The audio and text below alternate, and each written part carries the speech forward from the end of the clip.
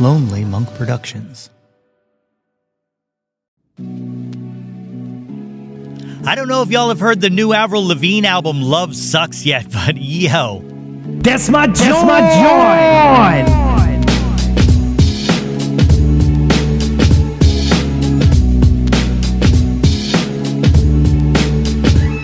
Hey yo, displace the guilt and... What's good, friends and family, neighbors near and far? Welcome to an all-new episode of the Yo, That's My Jawn podcast. The podcast, website, brand, movement, way of life dedicated to the embrace and championing of your passions. I am your host, Nate Runkle, a.k.a. I don't want to admit how much time I wasted this evening trying to come up with a witty Jawn version of James Harden's name to celebrate the dominance that the Sixers now represent before giving up and just deciding on saying all of this in its place. AKA Nate 3.0, back at it again with yet another episode of the podcast. As always, I hope this podcast finds you all in good health and in good spirits. On today's episode, I have an awesome conversation with singer-songwriter Don McCloskey. He's got a new album coming out in March, and we talk about that and more. And that's coming up very shortly. You know, hosting this podcast has been wild, and I find it's a great reprieve from the hustle and bustle of everyday life. I love taking some time off and just chatting with people about music and creativity. I don't know if you have heard the podcast Conan O'Brien Needs a Friend, but in the first episode, Conan talked about the premise of his show being that over the years he's gotten to chat with these incredible guests, but only for a very short period of time, and then they're gone, and that he wished he had a chance to hang out with them longer. You know, and also that people wrongly assume that they're all friends. And that really speaks to what it's like hosting a podcast like this. We have these great conversations, and I'm like, God damn it, I never want this to end. I want to continue these chats forever. And some of them do continue on. If you're on the Facebook page or on Instagram, you've seen that this past weekend I got to meet my guest from the last episode, Matt Lowell, at a Free at Noon show. And earlier this evening, while I was writing this very intro, I was just having a text chat about fish with former guest and podcast peer Dan Drago of the 25 O'Clock podcast, which you should definitely be listening to if you aren't already. You know, I know I'm constantly using this space in the intro of the episodes to talk about how grateful and appreciative I am to get to do this, and, well, here I am doing it again, but what are you going to do? Anyway, all of this is just to say I loved my chat with my guest today. It at times felt less like an interview and more like just a hang in a dorm room or around a table at an open mic night after hours or sitting in a booth at a diner over a plate of shit on a shingle or any myriad of other hangs I've been a part of over the years. So anyway, let me just shut the fuck up and let's get into it. My guest today is a singer-songwriter who has been selling out venues consistently in New York, Los Angeles, Philadelphia, Boston, and beyond. He has toured with a wide range of artists from G-Love to The Roots to Raekwon of the Wu-Tang Clan. And his music has been featured in films, ad campaigns, TV shows, and has racked up over 400,000 streams on Spotify alone.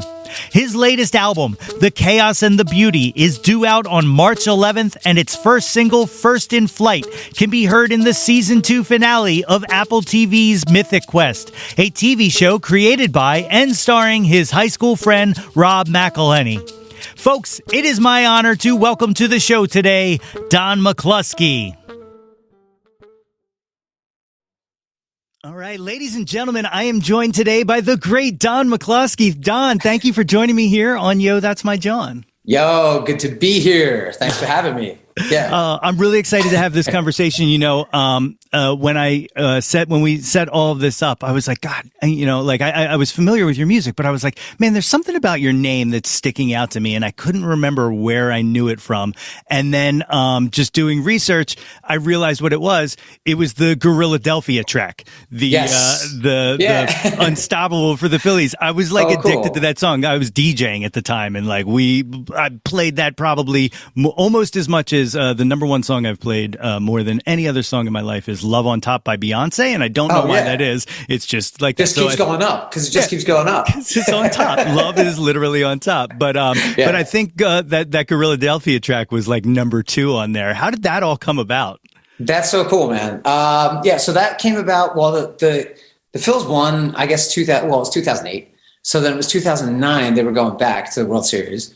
And it just felt like it was inevitable that they were going to win again. So the chorus came to me after watching like the NLDS. We won the NLDS. So I was thinking about the chorus, and then I had a verse. So I was recording with Tom Spiker at that time and Chuck Treece, still record and play with them. But at the time we were doing a lot of recording at his studio. So I brought it down, and we just started like messing around with it. And then we started sending it around. We sent it to G Love. He was recording with Koofy, who ended up doing the second verse. And then we brought the horn section in from Philly. It was like a all-star horn section lineup. It was great. They put that down, and we just built it piece by piece. And then we just started sharing it with, friends and family and kind of like in the circle. And everybody was, you know how it is when we're in the postseason, everybody's like on fire with the Phillies. Absolutely. So it just started taking off, and it was really cool. So sports talk radio was playing it. It was like a cross format. That was the cool part. It was like, the indie rock station and sports talk, and just a cross format was playing. It's cool. Oh, it's so cool. And also, I have to say, it has to go into the history books for being able to successfly rhyme Webster Papadopoulos. That was pretty much the whole point of the song. Was like, all right, can we get Webster Papadopoulos into the chorus and get it on the radio? Like, that was the challenge. The first time I heard it, I was just like, no way. There is no way that just happened. It was so perfect. Thanks, man. So tell all these good folks listening to this a little bit about yourself, like where you're from. Where did you grow up? Sure. I grew up in Bristol, PA. So that's northeast Philly, 20 minutes northeast of Philly, right outside of northeast Philly. Yeah. And I grew up there and went to high school in Philly, St. Joe's on Girard Ave. And so it's Philly connection. And then graduated and went to school in New York, and then stayed in New York not pretty much, up until this month, or up until a couple months ago. Just moved back to the area. Yeah. Oh, that's awesome. Yeah. You talk about St. Joe's. Also in my doing research here, you graduated 95. I'm a 95 guy myself, so we're like we went to different schools together. We did, exactly. Just in the same universe, we were kind of doing the same thing, at around the same time. That's amazing. No, that's cool. So we're the same. Yeah, probably all the same. Are you Philly? Like, grow up in the Philly area? Yeah. The suburbs. Like, I grew up pretty much North Wales. I don't know if you're how familiar with the burbs are, but like the greater Philadelphia media market, we were absorbing the same influences and the same content. Yeah. That's exactly right. That's exactly right. So, like, when you're like a kid, like, what kind of music was playing around the house? Like, what were your folks listening to? It was a lot of different kinds of music. My like in the house, my mom and dad had. Like the record collection was mixed, and I didn't realize until later. It was like, oh, that was definitely Dad's records. Those were definitely Mom's records.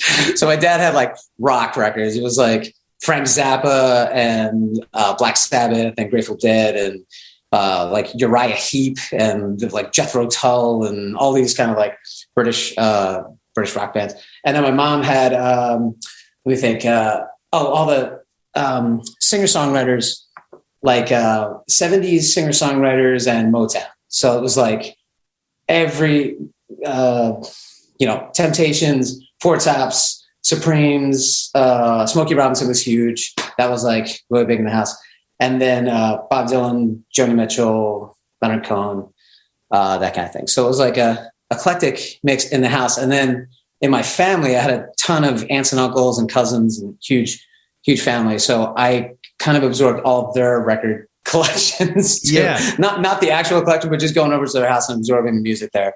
So my uncle was really big into hip hop, and my other uncle was Irish folk musician. He played Irish folk music. So it was like all of the Irish music was always around and in the house. And at family parties and that kind of thing.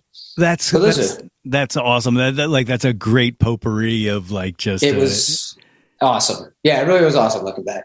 And then church music, and it was everything on the radio at the time in Philly too. Like the radio stations were, it was like just cool blend and mix of music.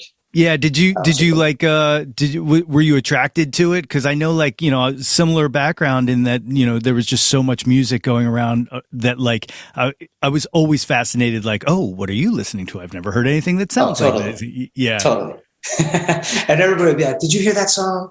Did you hear that song? You'd be like, if you didn't hear that song, you'd be like, oh, no, I didn't hear it yet. But, yeah. And try to listen to the radio and wait for it to come on. And that's another thing, also being the same age and all is like Philly radio had it all, because we're such a major market. There was just so much good stuff going on in the area that like, just the exposure, I almost took it for granted. Like I went to school in Western PA. So like when I started, taking all my music with me and stuff like that, people were confused. Like, wait, you can't like this and this, you have to pick one, like, there's a lot of pop. There was a lot of, like in Bristol, it was like pop. I think it was Eagle 106 and like a 102 or something like that. And it was just kind of like the dance music, like pop music.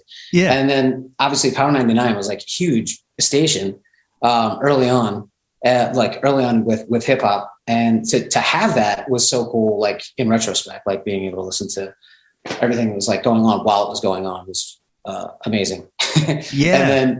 and then country. And there was also like a lot of freestyle music that was really popular in like growing up. So it was like Stevie B and all of that was going on. And everybody was playing it like at the dances. You go to the roller skating rink and it was just like one genre. I didn't realize there were like different genres. It was all pop. Exactly. That's exactly right. Yeah. And like I said, I took it for granted. Yeah. I totally took it for granted. When did you start like playing music? What did you start with? When I started playing, it was really singing first. Like I was probably just like imitating and singing music, either in school, in church. There was a theater down the street that I started working at. And like in retrospect, probably against child labor laws. It's like 7th grade and working at the theater. I was like working at the theater and absorbed a lot of like music there and just like kind of imitating people singing. That's probably the earliest. And then started playing guitar like in earnest around sophomore year. My cousin, another one of my cousins who played guitar gave me his like old guitar when he got a new one and taught me 3 chords. And I was just off. I was like trying to write everything and combine it all into like a song and with 3 chords. So I just wrote like 10 songs with like the same 3 chords. And then he'd come over and teach me another chord. And I'd be like, oh, cool. And we'd write another 10 songs with like any chord I got, I could just like keep writing. And that's kind of when it started in earnest. That's awesome. Were there like looking back, were there any of those songs that you think could that you still kind of play around with or anything? Oh, those songs? It was real jokey in the beginning. So in the beginning, it was like literally the first song I wrote was called "Herpes and My Slurpees." I like that a lot. And I was just trying to make like everybody in my like peer group laugh, and it worked. So "Herpes and My Slurpees" was just like an irresistible rhyme. Yeah. It's so funny because the very first actual full song I ever wrote was a song called "Chicken Cutlets," and it was about giving a girl a boneless chicken breast in the shape of a heart, and it was just completely nonsensical, jokey kind of stuff. And then the second one I wrote was a song called "Al Sprinkler, My Father's My Uncle," and it was like a country send up about checking the family tree and finding that it all circles and loops and stuff. It's really it's really weird that and it might just be that time frame where you're just like, definitely. I just need to make people laugh. I need to. Yeah. And I'm really looking back on it. It was like, I wanted to write, I had all these things I wanted to express and say and all this stuff, but no way was I actually going to like play something that was like putting myself out there. That's exactly right. That's at that age, right? It's the mask. Like, yeah. So it was real like joking and being funny and everything was way easier and and more fun. And it was also just more fun. It was like it was just more fun. Yeah. Did you start playing out at all, like parties and stuff? Always like parties, like house party. I go to house parties and everything. And like in high school, it was great. That's really where the whole social like scene was. Like somebody was having a party at somebody's house like all the time. So we would just bounce around and and it was still okay at that point to be like break out a guitar and like people actually wanted that to happen. Yeah. Now it's like you break out a guitar at a party and it's like, ooh, It's like, how long are we going to be stuck listening to this? Oh, it's like guy with a guitar here. Yep. No, it was fun. It was and just trying to do the songs that we were listening to anyway. So if it was like, and that's when I started trying to like combine all the hip hop we were listening to and then put it on the guitar. And that's when everybody was really enjoying like that kind of like mixture of, blends of styles and that kind of stuff. Yeah, definitely. Cool. When did you start when did it become a little more serious? Was it after the move to New York or? Yeah, I had a band in college and I don't know if it got more serious, but I started writing like a little better, jokier songs. It was like still really like, it's always had like a good, like kind of lighthearted, like humor and to it, I guess. But yeah, I started writing more as far as like fleshing things out musically and getting better with like song structure and getting more interesting lyrics and start like infusing different, just at least going for different things, was in college. So I had a band there. So I was doing that. And then after college, we tried to give it a go for about a year and it just broke up. And I was like, I don't have a band anymore. I got to figure out what I'm doing. And I started playing solo acoustic in New York in just clubs. And that's when it really, like, I started seeing other songwriters and felt like, oh, I got to up my game. Yeah. Cause this is like a totally different, ball game. Go ahead. Sorry. No, it's okay. That was really at the Sidewalk Cafe. Sidewalk Cafe was the first time I was listening to other people who were like really taking songcraft seriously, really taking lyrics seriously, and it was what I wanted to be doing, and started like feeling that like that was an environment where I could do that. And that's probably the first time where songwriting got serious. Yeah. Okay. Yeah. Was there anybody else that you were kind of playing around with who people might know? Like, was there anybody else on the at that time? Well, it was like Sidewalk Cafe was like, well, Jeffrey Lewis was there. Moldy Peaches were there. Regina Spektor was there. But it was kind of at the tail end of that, like, kind of class, I guess. There was kind of like, there were classes. Sure. No, definitely. A little bit. Yeah. And I was playing a lot with Brooke Pridemore, who's great. And pre-war yard sale was great. Jay May, me with Gemini, just a lot of great songwriters who I respect and admire and still friends with. And, very cool. Yeah. Yeah. It was cool. That's awesome. Great. So like, how does all of this kind of lead to Bombs Over Bristol, which obviously named after the hometown and all? And that led. Well, I started playing Philly, New York at Sidewalk Cafe, and I started playing Philly, really in like Manayunk, and also like the Point. I was playing the Point a little bit at the Fire, but really like just in general, I started playing Philly and New York, and it was getting to a point where I was like, I need to record and I need to put something down. And a friend of mine who at one of the clubs I was playing at, he was the sound guy.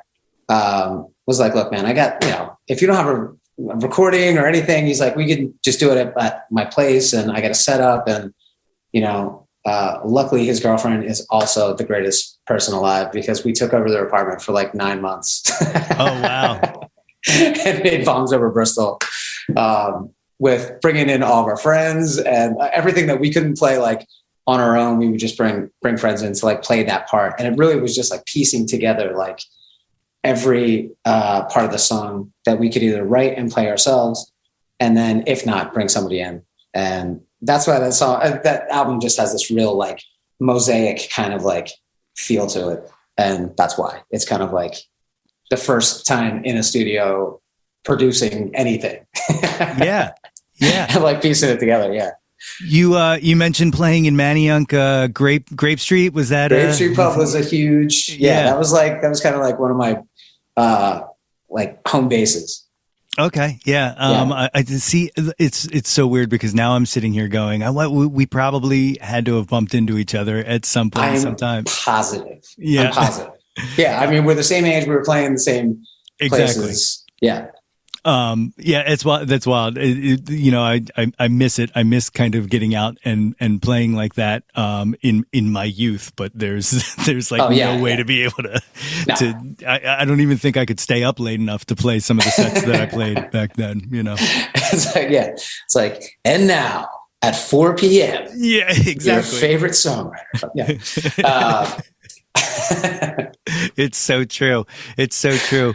Oh, but those were great, man. I mean, that whole time like it was, some of my favorite memories are absolutely made there. And lifelong friends, like people I'm still, and collaborators, like people I'm still recording and playing with and friends with are all from that, not all, but a lot of them are from that period. Yeah. So when do you start working with like Chuck Treece and stuff like that? By the way, for the record, Chuck we've been trying to record an interview since May of last year.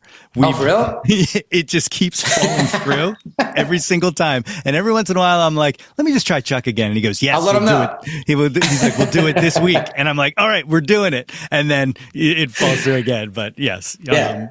But so Chuck, well, he's a busy guy, man. That guy is very busy. Yeah.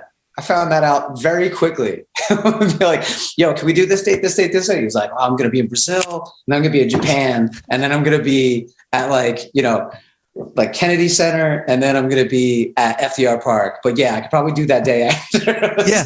He was like, I'm in the car right now, but maybe when I park, I can. And I was like, dude, we don't need to do it right now. Like, this is not. He's a man. He's in demand. The man is in demand. Yeah. So how did you get connected through G Love? So I was playing Grape Street in Manayunk, and it started getting to like it was great. Like people were liking Bombs Over Bristol, and it started getting like a vibe. There was a bit of a scene, which was cool. And G's cousin was at a show and just loved the set and loved the songs and everything. He had Bombs Over Bristol, gave it to G. G brought me out on tour, and it was like the Hustle tour, and it was doing the Midwest with G Love and Special Sauce like that. For the Hustle tour. And then after they were off, like on a break, he was like, do you want to record some of the songs that you're doing at the shows that were not on Bombs Over Bristol? Because we were talking about it. So we went to his studio, and he's like, I got a drummer who's like, you're going to blow your mind. So I was, so we were there, and I was in the studio and I was just playing Son of It All from Northern Liberties. And Chuck came in. We never even met. I never couldn't see. I was in the booth, couldn't see him, couldn't see me. We had headphones on. I was playing. He laid the drums down to Northern Liberties, and that is like the track that's on that record is like, boom, like just out of the gate. So that's, and then we've been playing ever since. That's awesome. That is so friends cool. And and a great mentor through music and everything. Yeah. Yeah. You mentioned G. I actually mentioned that we were doing this because I'm going to see the two of them on Saturday at the TLA. This will be in the past now that I'm thinking about it. But anyway, I will. That Saturday. Right. They were amazing. But I mentioned we did that, and he was like, "Oh yeah, that's my boy." And blah, blah, blah. Very cool. Yeah.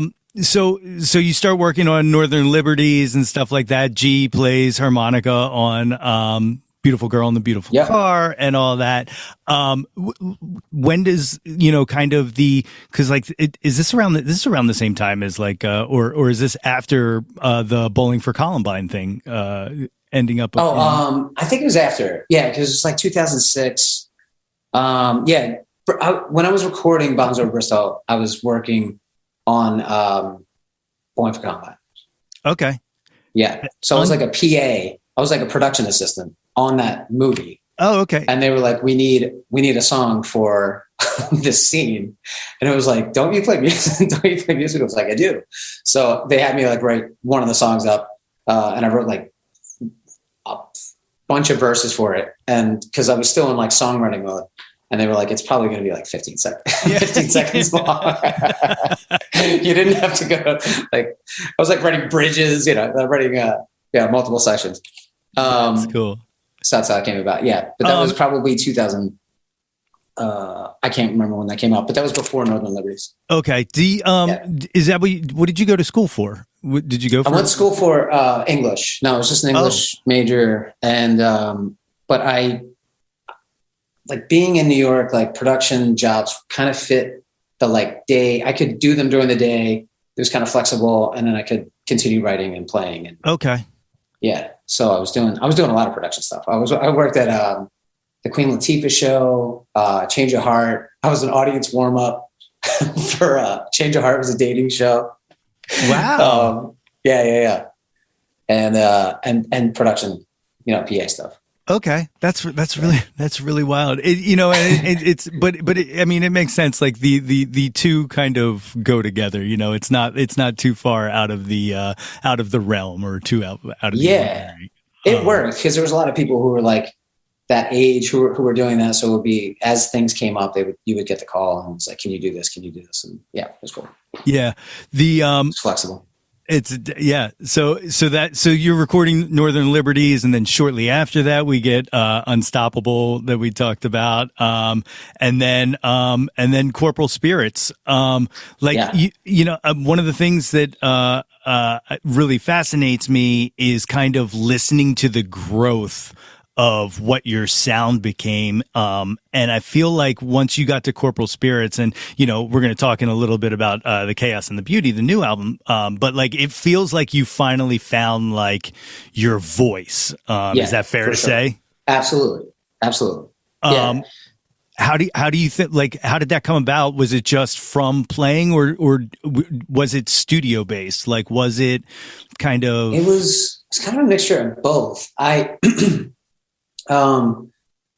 Working with Bill was great. And we did work through kind of like where his interests were and where my interests were. So it was the first time I was kind of like collaborating with a producer and trying to find the place where we were both like really excited about the same material. Cause I write 30 songs, and now I do that. I did that with this last one with Deb too. I found that's a good process to kind of like go through it, which is where is that place that exists where the music you're making with the person you're making it with, you're both on the same page. So with Corporal Spirits, that was very much like our overlap. Me and Bill Moriarty's kind of like overlap of the music I was writing at that time that we're both excited about. Yeah. And even in there, I had to like, it wasn't always like, I had to be like, there were songs that he really wasn't feeling that I had to like fight for and be like, dude, I don't know if you can do it, but you have to do these songs. You have to find a way. Yeah. You have to find a way to get excited about these songs. And the same way he would fight for some other ones that I wasn't so like, psyched about. So there was that aspect to it, which was really cool, but it just gave me a like framework to be, kind of give me a framework to let me put it this way. I think one of the biggest things about departure about that record is that there's no personas. There's all these kind of like personas and trying on different things on the first two records. And that record is just me from the beginning to the end. And so now I've been able to take that.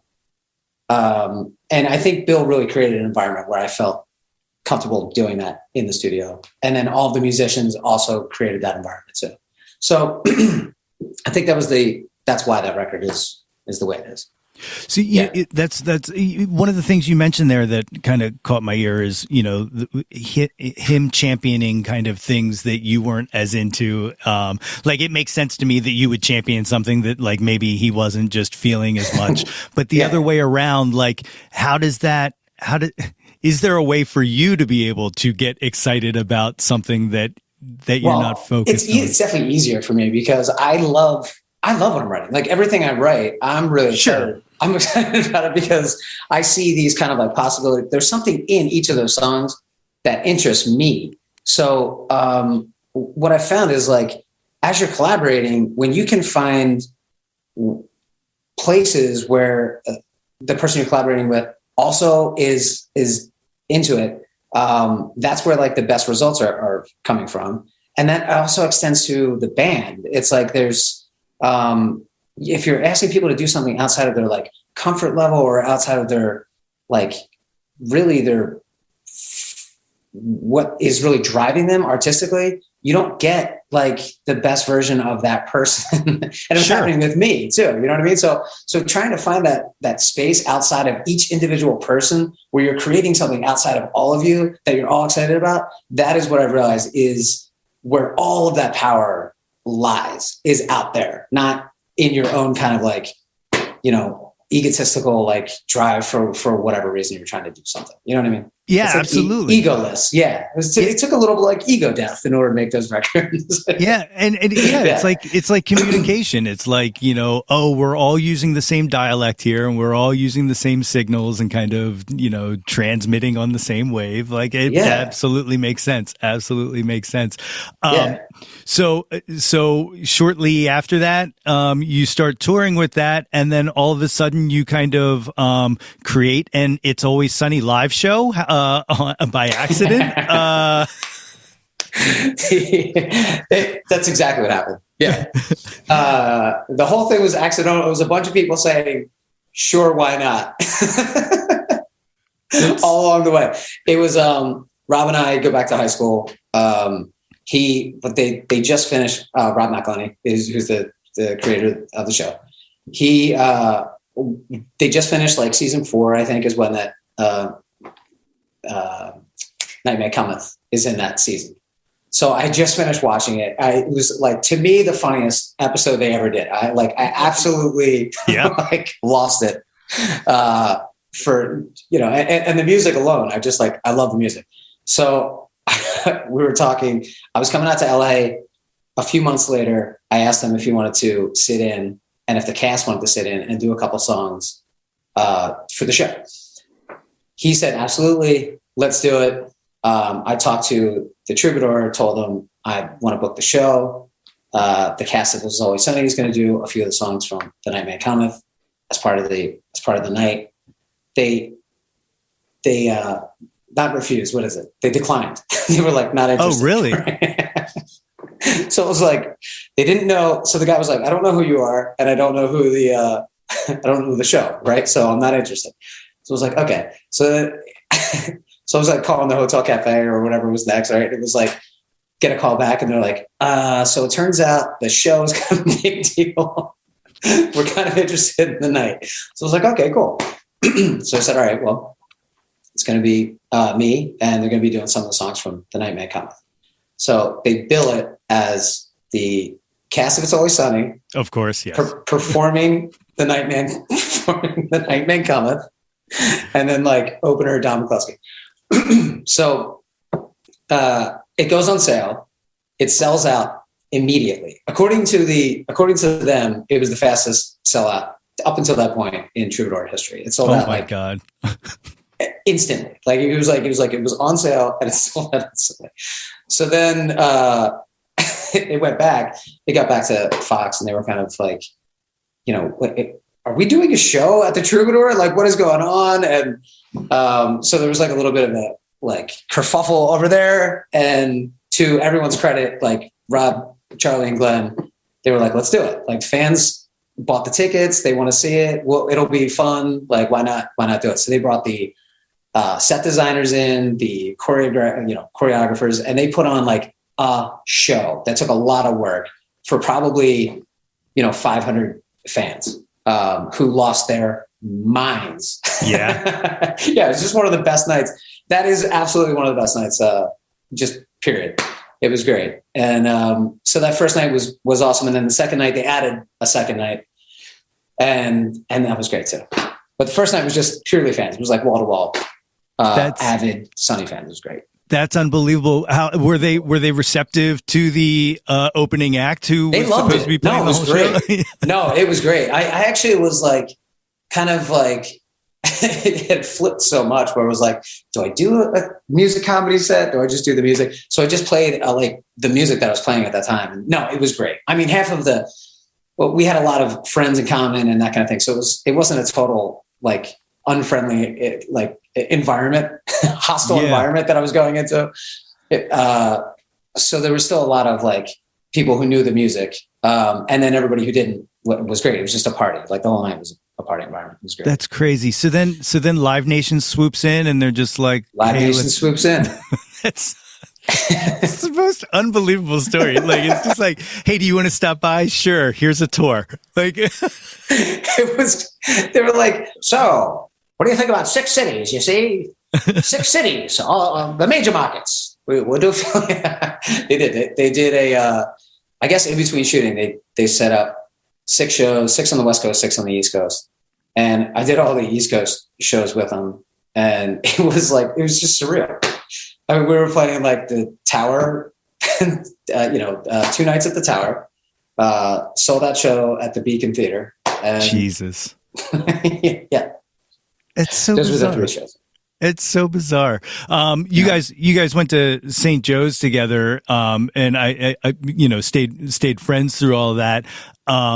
That kind of bond, that kind of like high school friend bond, like, is it hard to do kind of, or I guess it would be fun, but like, is it hard to kind of differentiate, like, okay, now we have to put these shows together and stuff like that, or no, honestly, no, it's really, the thing that I love about their show and the way that they've really kept creative control the whole time. So from the time they were not famous to now, the environment around that is still very much the same. Like it's still friends, like, and a pretty small group of people that are just cool and easy to work with and like creative and fun and funny. Like they're, So the answer is no. It's like, it was a great time. It was actually like, it's actually a lot of fun. It's, there's stress involved when you're like, you got to put something together really quickly and perform it. But it was way more fun than it was stressful. It's awesome. It's awesome. Yeah. Cause like whenever you try to do business together with a friend, like you don't want to, like, I'm sure you didn't want to ruin their thing, and I'm sure they didn't want to ruin your thing, but no, it's very, at that wasn't even, it was like, this wasn't even supposed to happen. This is a blast.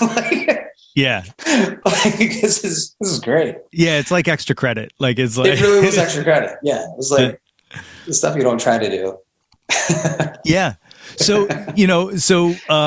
not just that, but then, First in Flight ends up in Mythic Quest. Like the continuing to, partner together with your high school friend. All the way through, man. We've done a lot together over the years, which is great. And then this last time he was, whenever he's in New York, he would call, we would hang out.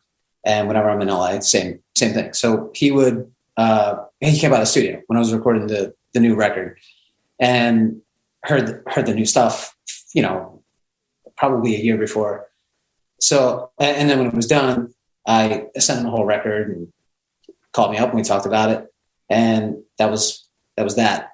And then I was back in the studio recording something else. One of the singles that'll be like after the record. A song called Jigs, Waltzes, and Reels. Doesn't really matter to the story. But I was recording that, and I get a text, and he's like, "Hey, can I use First in Flight for the season finale of Mythic Quest?" I was like, "Yes, I guess. Sure, yeah, sure." And so then when I talked to him, he's like, "I don't even want to like show." He's like, "I don't even want to show you any of the slides, anything." He's like, "I put it in He's like, we were looking for an end to the show, to the season. And he's like, we've been trying some other stuff out. He's like, I told the editor, can you try this song out? He put it in, and I didn't say anything to anybody. And just like, he's like, I knew it was going to be perfect, but I didn't want to, I wanted to make sure everybody was. So like one by one, everybody who's in that process was like, that sounds absolutely like as if it was written for the end of the show. And I was like, okay, that's a cool story. It's a cool story. I'll buy it. And then he's like, I don't even want to show you the thing. So I did end up watching it as it aired.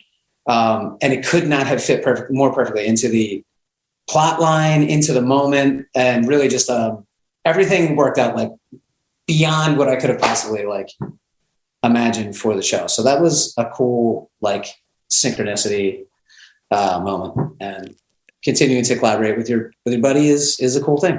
That is so cool. That song, the first time I heard it, I was absolutely like from just opening guitar licks, I was in, like I was on board. That's it. And then I read an interview with you. I want to say like maybe the Philadelphia Weekly interview or something like that, where you said, you were influenced by, Paul Simon and David Byrne and stuff like, and it was so funny because literally I'm like, oh man, this is like if you took Graceland and Nothing But Flowers and just kind of mashed them up together, and then I read that quote and I was like, oh, okay, by design, like 100%. And since we are the same age, we were absorbing the same content, like there was that period in the 80s where there were these songwriters coming out of the 70s who were still writing like just crazy, lyrically, just really cool, imaginative, like songwriting that was a holdover from the 70s.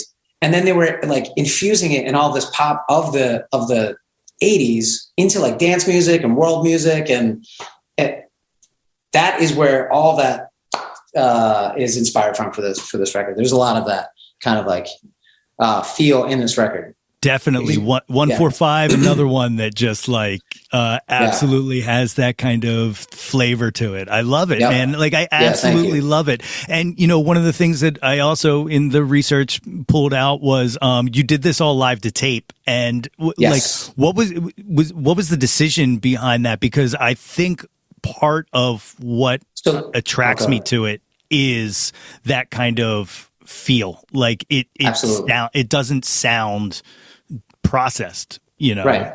And that was the other thing. It was like trying to get the like the word warmth is so overplayed when you're talking about recording to tape or listening to vinyl or anything. There really is this kind of mechanical and transference of energy that goes on when people are playing it live in the room and it goes to tape that I cannot explain. I don't know if there's scientific anything behind it, but it moves me differently. So we wanted to capture that feeling. So we recorded all the basic tracks.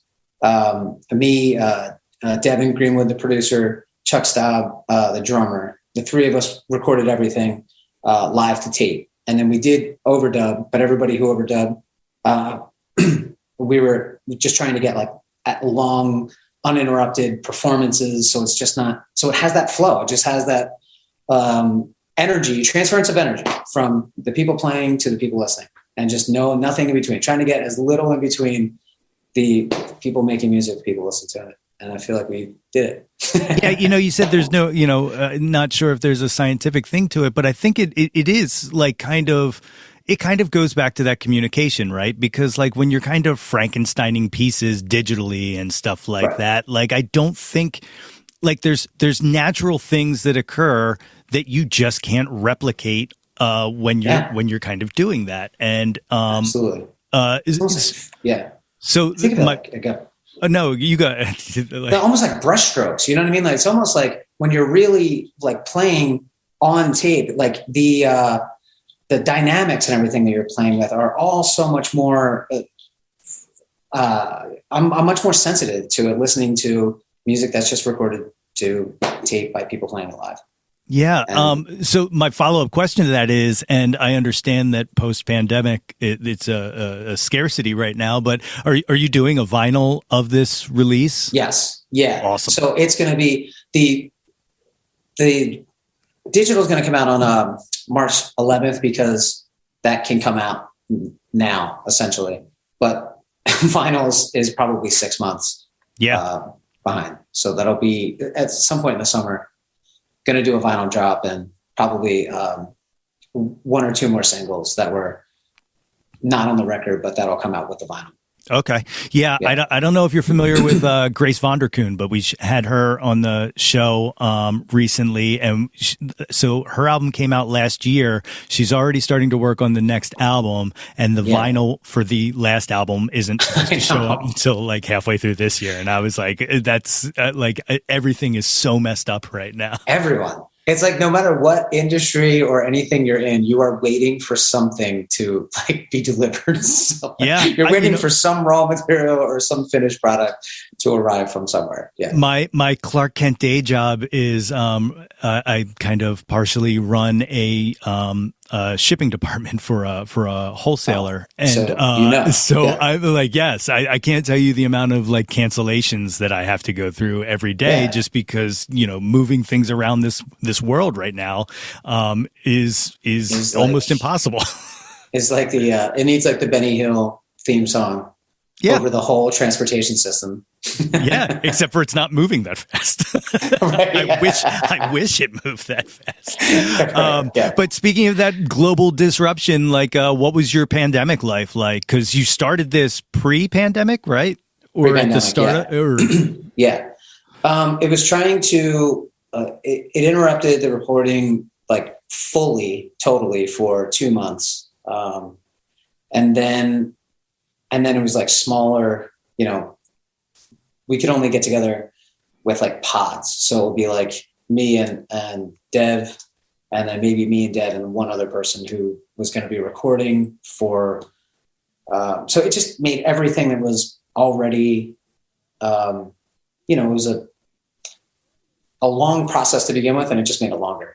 Yeah, certainly. So, but I did do some shows, like I did some Zoom, like kind of Zoom concerts, which were like just felt great because it was such a strange, weird moment to just be suddenly disconnected from everyone physically, and not be able to. I had like a show at the Locks, I think that weekend, right? Like the weekend the whole world shut down. And even leading up to it was like, oh, why don't you come out? And, we'll still like thinking it was not that serious, I guess. And then it was like, everything shut down and everyone, it was like musical chairs, that feeling. Mm-hmm. And everybody was just inside and uncertain. And there was so chaotic and like, not a lot of like great leadership. To be like, what is going on? Yeah. So it just felt like really dark. And to be able to like connect with everybody through doing some Zoom concerts and just hanging out and kind of doing like happy hours for like 2 hours or so, 2-3 hours every week. I was doing it for the first couple of months. And it felt good. It just felt like it definitely lifted my spirits. I've talked to people since, and everybody, we've all expressed kind of the same thing. It was just like, it felt great to be able to do that. So that was an interesting part of. The pandemic. One of the things I feel like it really did is, we were talking a little ago about ego.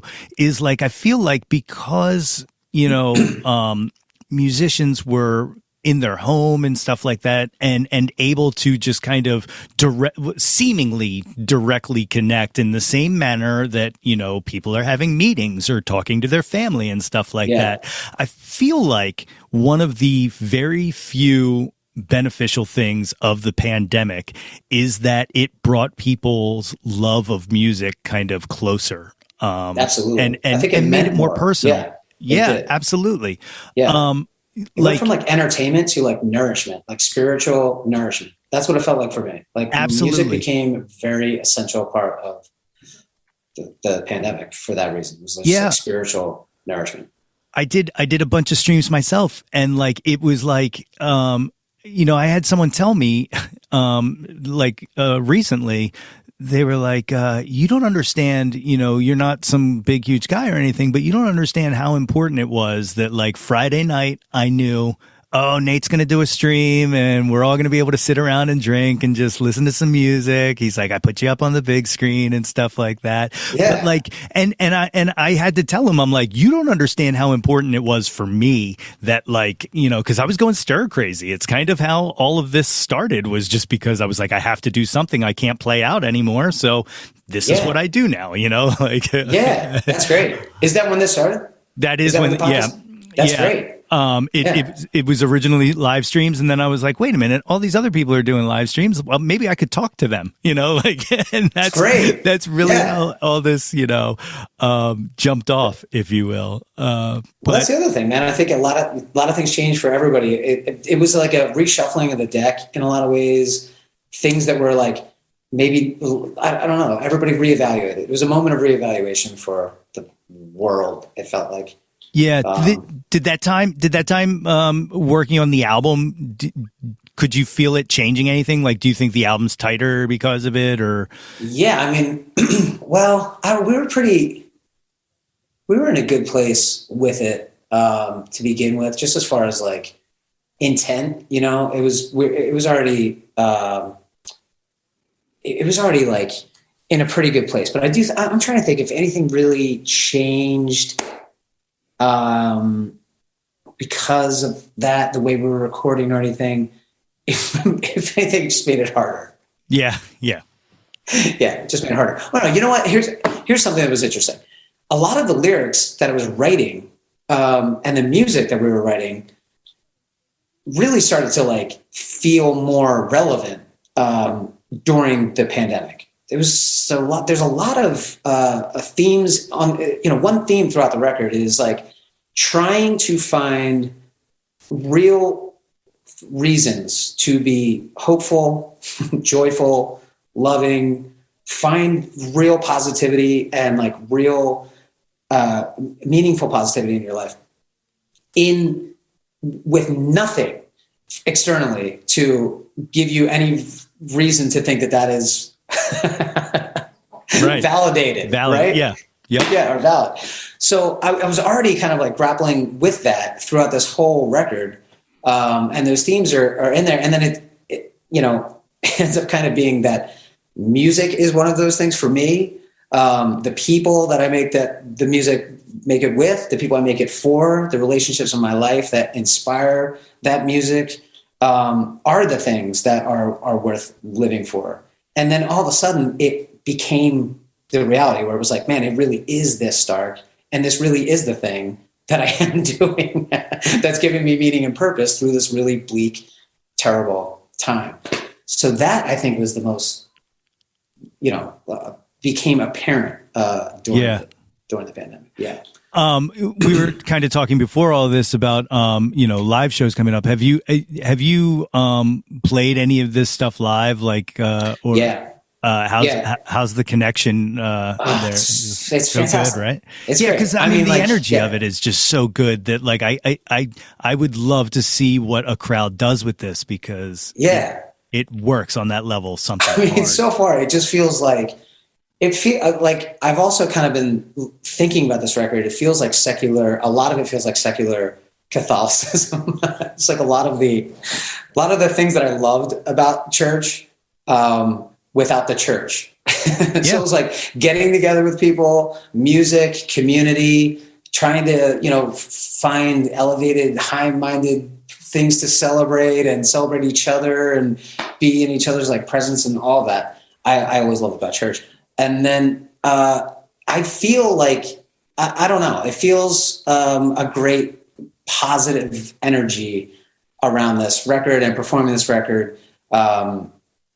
That feels uplifting in the way that I would get.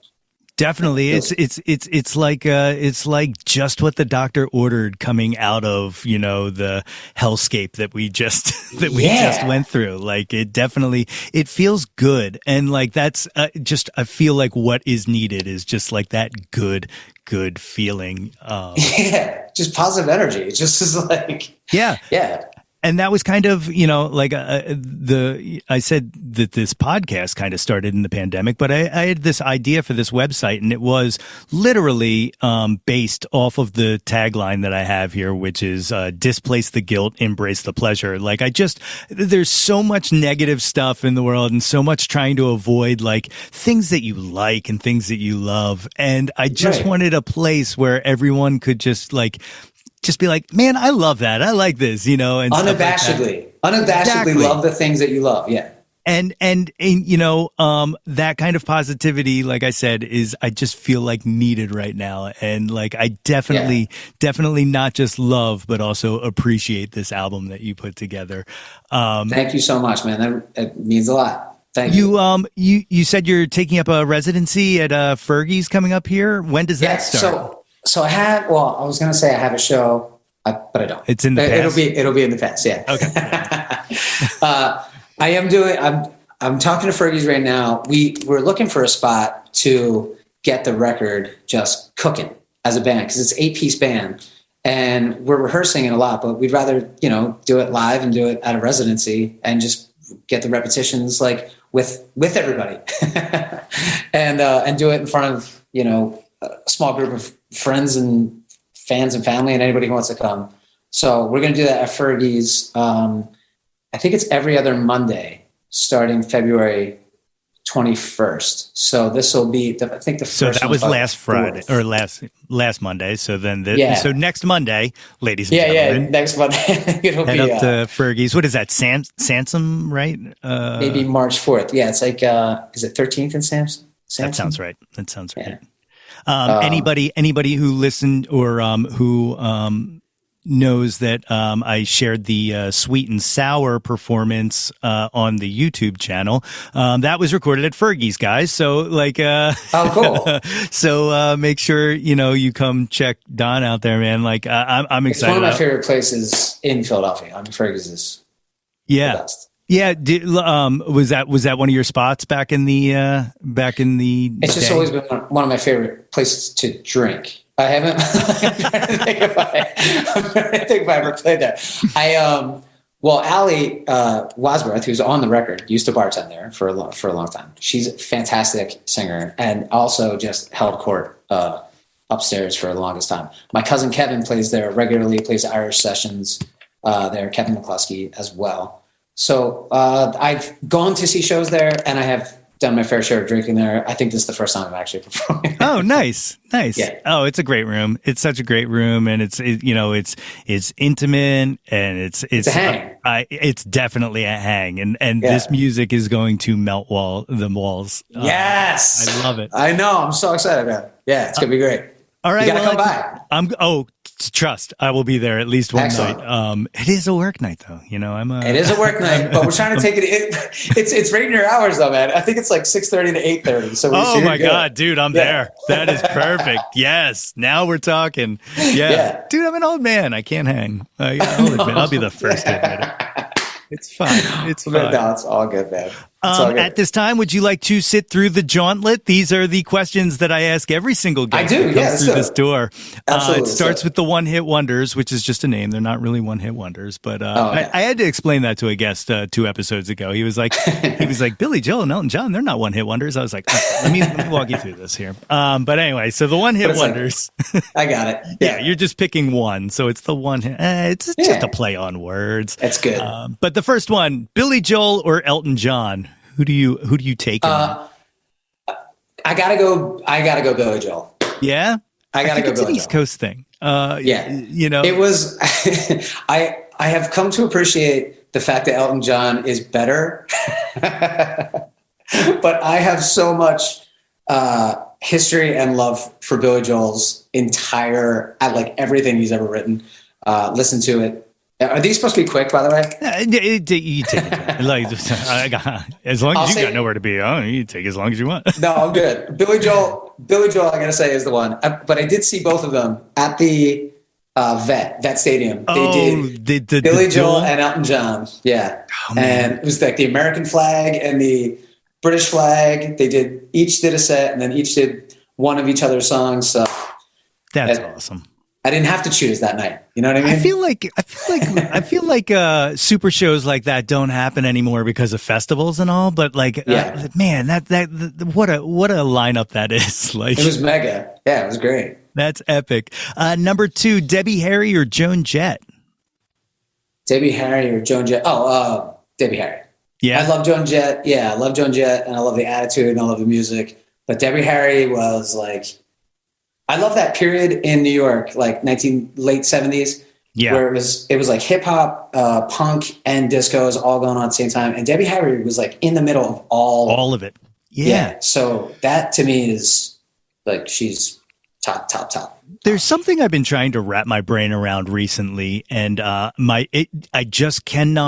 can't do it. And that is that when we were growing up, the distance between that period in New York and where we were is less of a period of time than the difference between like now and Seattle. Like, half the amount of time, and my brain just cannot process I feel like a lot of changed. I mean, we could probably talk about just that for a whole nother podcast. Yeah. But I think between 77 and like 84, musically, culturally, style-wise, so much had happened in those 7 years. And now lots of things happen like technologically. Right. But it doesn't feel like the music's changing at all. No, like, you know, you can hear it, like, even in some regards. Yeah. Yeah. Like, you know, I mentioned that I DJ and stuff. Like, I can play a song from 2000 that will fit in seamlessly with a song that just came out 2 weeks ago. Whereas, you know, and that's 22 years, you know, and you know, but the difference of like, you know, like a Stone song and then like, Michael Jackson, you know, like it's just like we jumped so far. New wave. New wave, like hair metal, metal, everything. I mean, like what was going on with electronica, dance music. From like Kraftwerk to like Chemical Brothers. Whereas you could play a Chemical Brothers song right now and it would fit right at, you know, but if you played like Kraftwerk in 91, like people would be like, what is going on? Yeah. Like, yeah. Oh, it's like you said, it's a wormhole of a conversation. It's a wormhole for sure. So Debbie Harry, that's the answer. Okay, yeah, there we go. Next one, Aretha Franklin or Tina Turner? Aretha Franklin. Yeah, Aretha Franklin is just one of my favorite people to listen to sing, and I love her version of "Say a Little Prayer for You." I just heard that the other day, and that's like, that song is fantastic. And "Baby, Baby, Baby," and just everything she ever sang. Yeah, just an absolute treasure. The next one, speaking of the, I just hit my computer. Speaking of the 90s, Nirvana or Pearl Jam? I actually do love both of those bands, but it's Nirvana by a long shot. Yeah. I mean, Kurt Cobain changed the way everyone thought about music, period. Yeah. I mean, like, I feel like you can look at pictures probably from our yearbooks of the day before Nevermind broke and the day after, and it'll look like two entirely different classes, you know? Yes. Like, yeah. He brought punk rock energy. We didn't know, that was the one thing that wasn't on the radio. It was like rock was there, classic rock, everything. But we were so far removed from punk rock energy in popular rock and roll formats, like, period. And when that song came out, it was like, it was on. Everybody was moshing. The next day it was like, everybody's clothes were ripped. It was like the party was on. And it felt like we finally had like a defining youth, like, culture that was not the 80s. Absolutely. Yeah. I will say there is one thing that I hold against Kurt Cobain, and it may not be fair, but I feel like he may have killed the guitar solo. He definitely did, and I'm actually for it. You're for it? I miss like theatrical guitar solos. Like, it just doesn't happen anymore. I have like 10 that I just like, when I hear them, they like, I absolutely love them.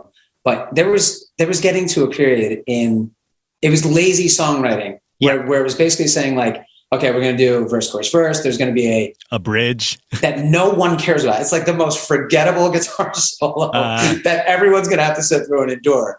And that was the end of that. And when he did solo, what's funny is he does solo. But he just does the melody line. That's right. And that's it. I will say I do appreciate it because that's the one thing I could never do. Like I could never solo. Like I could never, it just wasn't there. My fingers just wouldn't do it. Like I'm a rhythm player, but I can play Nirvana solos like. And again, he made it like rock and roll accessible again to like for us where it was like, oh, you can just pick up and rock. Like you could turn it up and write a great song and rock. Which is kind of what happened with punk when prog, everything became about virtuosity, and punk was like, no, it's every man's music, and that's what happened with that's what happened with Kurt. It's fantastic. It's fantastic. Janis Joplin or Stevie Nicks? Janis Joplin or Stevie Nicks? Let's think. Oh, Stevie Nicks. Stevie Nicks. Yeah. I love. I just adore her as a songwriter and musician and human being. She's just fantastic. Definitely. Yeah, all through. The big one, the Beatles or the Stones? Beatles or Stones? It's Beatles, and it's not even close. Oh no! Is that Stones hate? No, it's not. No. I just I do kind of I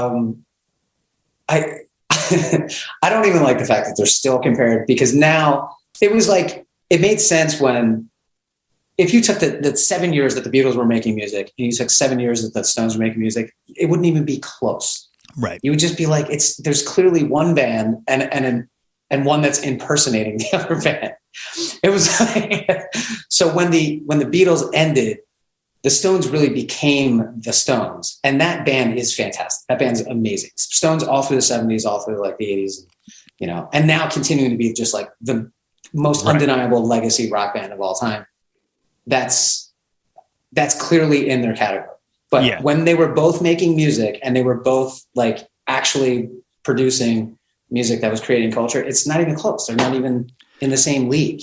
Okay, now, so I picked the Stones when I did this myself, okay? And everybody who listens to this podcast is like, oh, here he goes again. But let me just give you my selling point. That is the Beatles series of geniuses who I think of as individual people. Whereas when I think of the Stones, I never individually think of like Keith or Mick or Charlie or any of those guys. I think of them as a band. So when I think of Beatles or the Stones, I'm not thinking of content as much as I am just the band itself. So that's how I lie to myself and say that the Stones are better. Well, here's the other thing. Even as a band, when they were a band, when the Beatles were actually a band, they were better than the Stones. Well, that's definitely true. Yeah, all right. You may have made me break my own rules. I'll just continue to lie to myself. Just let me have this. You have it. Go for it. The last one-hit wonder, Bohemian Rhapsody or Stairway to Heaven? Oh, Bohemian Rhapsody is probably one of my favorite songs of all time. So it's Stairway. I love that song. When it comes to the end, how are you not? Obviously, just like losing your mind. But Bohemian Rhapsody, I don't think it's like if the if the one world order were to happen, it's like the only song all of humanity could be like, that is our national anthem. I believe that. I believe that 100%. Now, what's really funny about this is someone brought this up recently. They were talking about Wayne's World, and Wayne's World comes up a lot and all this. But I totally forgot that he stops Stairway in when they're trying to play the guitar that he wants, right? And the guy's like, and he gets the no stairway denied. So I wonder is there an alternate universe where they rock out to Stairway to Heaven and he tries to play Bohemian Rhapsody and they stop Bohemian Rhapsody, right? Where then Stairway becomes the biggest song ever, right? Bohemian denied. That's right. Yeah. Rhapsody denied. Yeah. There's the alternate universe there. I like that. That's good. Yeah. I like that universe. All right. This last section is the top 10 countdown. In this, I use Jawn as freely as we do in this area. And I know you are more than well versed. Hit me with that, Jawn. So that's exactly right. So, but again, you can, if you want to make this music, you can make it music. If you want to make it whatever you want, you just run with whatever you need it to be. Okay. Again, you're not being judged. So there are no wrong answers. Number one, what was your first Jawn when you were a kid? What was the first thing you were obsessed with? Oh, like my first Jawn. Oh man. Well, if it's it's a really good question. If it's music, it's it's got to be Mickey's Monkey was the first song on Smokey Robinson's Greatest Hits, and that song when it came out was like, all right, is everybody ready? That was the first song where I was like, the party is happening. So that's probably my first Jawn. I like it. I like it. That's amazing. That is such a good song too. Oh, it's the best, man. It's such a good song. All that Motown stuff. The calm response too. All of that. That was the first time I heard all of just calm response, and it felt like you were in the party. It was like maybe one of the first live tracks that I heard that was like that. Smoking. Perfect answer. Yeah. Number two, what's your current Jawn? What are you into right now? Current Jawn. A song I just cannot get out of my head is Wuthering Heights, Kate Bush. Kate Bush? Yes. Nice. And I don't know if it's it is my Jawn, but it's just also like, I just cannot, it's like haunting me. You have to try to find, and I'm sure it's out on YouTube. It might even be on Spotify or anything like that. But if I remember correctly, Nate Roos from Fun was in a band called The Format. And I believe The Format did a cover of Wuthering Heights. No way. Unless he did it solo. But anyway, I'm pretty sure it was when he was in The Format. And for some reason, his voice hits it perfectly. And nice. But that is such a beautiful song. Like that is just and so odd. I mean, there's so much. Yeah, the time, the fact that it's about Wuthering Heights. Yeah, everything. The register she's singing, everything about it is just fantastic. And also great guitar solo on the way out. There it is. See? No thanks to Kurt. This is in the past for anybody listening to this, but just today they announced the nominees for the Rock Hall of Fame again this year, and Kate Bush nominated. So hopefully amazing. This is the year. Hopefully way overdue. Absolutely. So many. This was actually the first batch of nominations where not one person on there did I really go, that fucking person. Like right, every single person I was like, respect. You're like, they're not in yet? Yeah. Except for Eminem. Except for Eminem, but the majority of that isn't even that I don't think he should be in the Hall of Fame. I'm just like, think of everybody who's not in the Hall of Fame. And but totally. Yeah, whatever. Number three, what was your first concert? What was the first live show you went to see?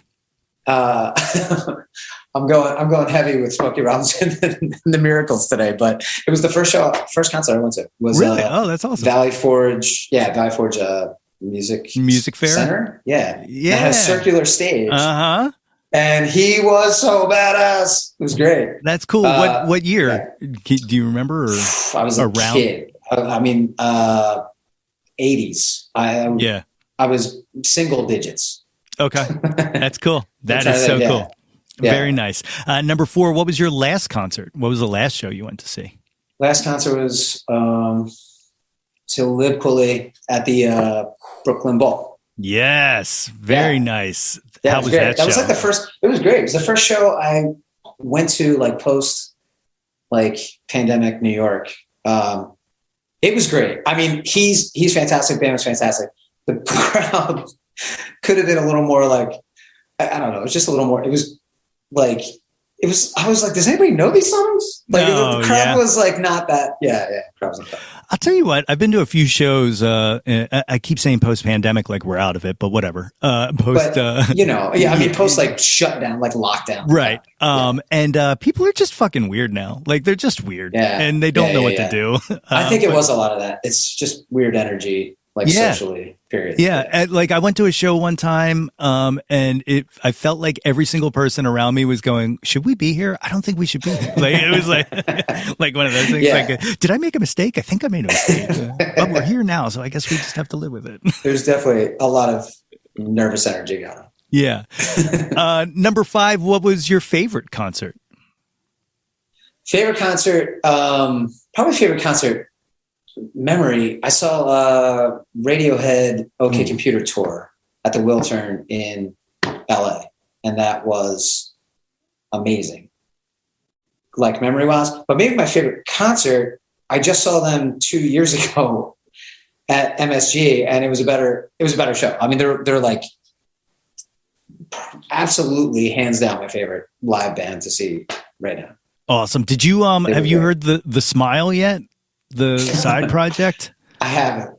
I haven't. Oh wait, that's Johnny Greenwood and it's the tour. It's just Tom York and Johnny Greenwood. Yeah, and I saw it and I haven't listened to it yet. No. It so I didn't even know it existed, and then I was talking to Matty Lowell from Low Moon, and he was like, "Oh, you haven't heard about this?" And I was like, "Dude, the second we're done this interview, I'm gonna go listen to that song." And like, it is phenomenal. It sounds like OK Computer era Radiohead. It's like so good, and that's I'm listening as soon as we're done with this interview. There it is. Cool. Yeah. See, I paid it forward. God, there you go. Now they should do me the favor and come on the show. But yes, definitely check that out. It sounds so good. It sounds so good. Number 6, who have you never seen live that you wish you would have? They can be living or dead. I'm going to say Prince because I will never see him, and I wish I did. Same. Yeah. I love to tell this story, but my parents bought me a ticket in '84 to go with them to the Purple Rain tour, and then found out about the stage show and sold that ticket. So like I had a chance to go in the prime to see with the Revolution, and they took that from me. But now they're both dead, so who wins? Oh man, that was a terrible joke, but. Also, I did not kill them. I appreciate it. Cancer and alcoholism did that, but okay, let's just. Oh man!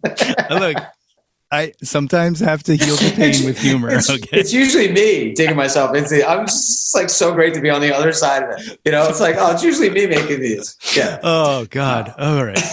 To my sister, who, if she is listening to this, I apologize. Anyways, she knows you better than you know she yourself. She does know me. Yeah. She's like, yo, here he goes again. Number 7. Name an unappreciated Jawn. Name something you wish had more shine on it. Unappreciated Jawn. Oh man, I think that's tough. I don't know. I think I know a lot of singer-songwriters whose music is great and is underappreciated, but I'm trying to think off the top of my head like one song or one artist. But I'm gonna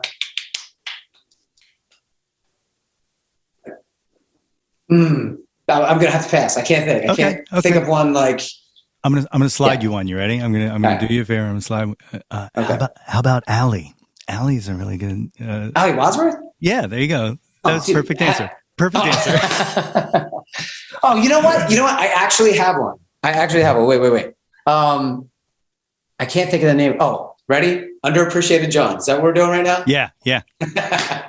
I would say the most underappreciated Jawn right now is Surface Noise by Devin Greenwood, the producer on this record. He put out a single last year, and it is absolutely phenomenal. It's a great song, a great recording, and a great video that he cut up from this animator, and I can't think of the animator's name, but all of those things are worth checking out, the song and the video.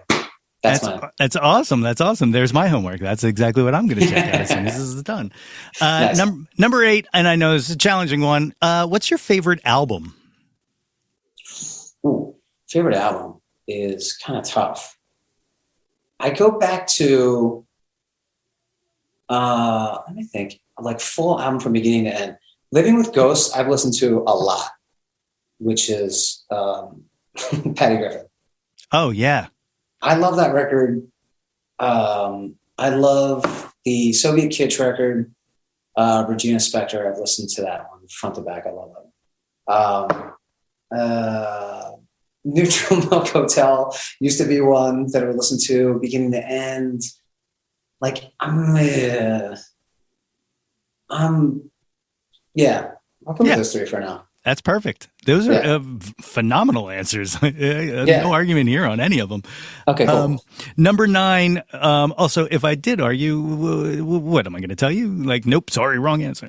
you can't like those. Come on, what are we doing here? Those are not your favorite albums. Yeah, and you would probably be right. I would be like, just give me a second to think about it. I'm like, yeah. Yeah. Number 9, name an artist whose output you will consume anything they release, even if you have to be apologetic for it. So is my favorite album. No, I'm like, so, okay, sorry. I have been listening to that one front to back, by the way, all the time, like a lot recently. Also, Kate Bush on that album. Also Kate Bush on that. Yeah. And also kind of the singer-songwriter who had done 4 albums and then put out a pop record. Yeah. Experimental records. Okay. Beck is someone who everything he puts out, I love it. It's always good. It's always interesting. It's always something new and fresh, and he's always trying things out. And I just like his everything, songwriting and totally. And, yeah. Also a nominee for the Rock Hall of Fame this year. Excellent. Yeah. Well deserved. Also way overdue. Yeah. You know, one of the things that I find to be very unappreciated about Beck is, do you remember that series of albums he released where he just did like full album covers of other artists' work? It was probably 10 years ago or so. That stuff was so good. And like, I feel like we just kind of let it disappear. Like,